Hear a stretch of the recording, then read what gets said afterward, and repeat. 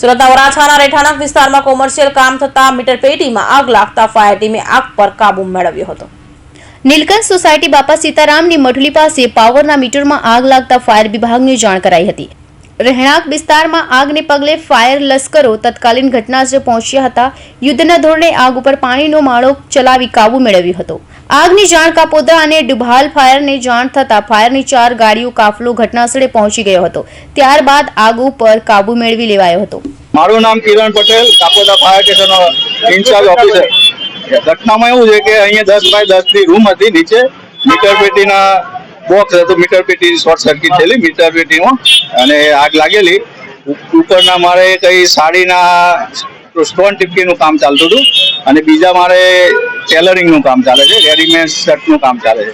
ઉપર કોઈ જાનહાની નથી, ખાલી મીટર પેટી શોર્ટ સર્કિટથી નુકસાન થયેલા મીટરના, બીજી કોઈ જાનહાની કે કોઈ બીજું નુકસાન નથી।